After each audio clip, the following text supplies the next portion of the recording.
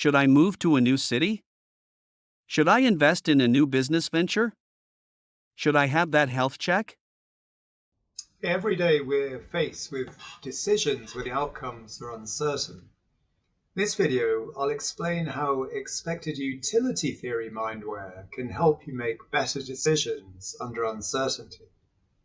Expected utility theory, or EUT, provides a rational method for making decisions where outcomes are uncertain. Its guiding rule is choose the option with the highest expected utility. So it's looking overcast and may rain. Should I take a coat when I go out? That's my choice here. First, I need to imagine a decision space in my mind's eye, using my working memory, my mental workspace. The information in this decision space is captured in this diagram. Okay, so first I need to identify the different options available. Second, the decision space should represent the likelihoods of the possible outcomes from those actions. Shown here as a 50-50 odds that it'll rain. If it was more overcast, I might estimate this at 75-25 or even complete certainty. Third, the decision space should capture the benefits or costs of the possible outcomes, the so-called utilities. We can put these on a subjective scale from -10, awful, to +10, amazing. If it rains and we have our coat, that's given a +2 here, nice to feel dry in the rain. If it rains and we don't have a coat, that's given a -10, which is pretty awful. If it doesn't rain and we have our coat, that's given a -2, that's inconvenient. And if it doesn't rain and we don't have a coat, that's given a +2. It's nice to know we're not encumbered. Now let's actually make the decision, running through the branches of the decision tree, doing some very simple mental arithmetic to choose the option with the highest expected utility.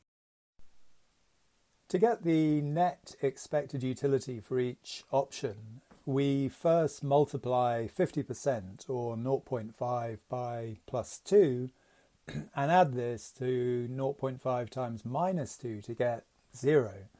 That's the take coat option. Now for the not take coat option, we multiply 0.5 by -10 and add this to 0.5 times 2 to get -4. So for this decision, we should take the coat. Common difficulties in applying this mindware include lack of situational awareness, not knowing when to apply it or when a decision could benefit from this mindware, reactivity, not inhibiting automatic default responses and taking the first action that comes to mind, cognitive load, not having enough working memory capacity to create decision spaces and run through the calculations to use the mindware, and lack of EQ, mispredicting future emotional states or not being able to assign levels of satisfaction to different outcomes. So let's look at some additional strategies to counter these problems and cultivate an optimal decision-making mindset. Mindfulness involves an awareness of and detachment from initial automatic trigger response reactions, opening cognitive distance for a rational decision-making process to ensure a decision is evaluated clearly and with less bias. Cognitive distance gives us a clearer, more objective space to assess situations and make well-considered decisions.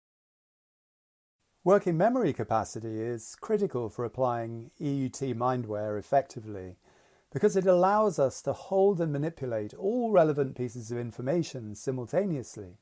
Constructing decision spaces and performing the necessary computations for expected utility require the ability to manage multiple variables at once.